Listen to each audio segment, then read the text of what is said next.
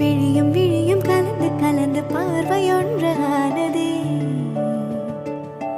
உயிரும் உயிரும் கலந்து போது உலகம் நின்று போனதே.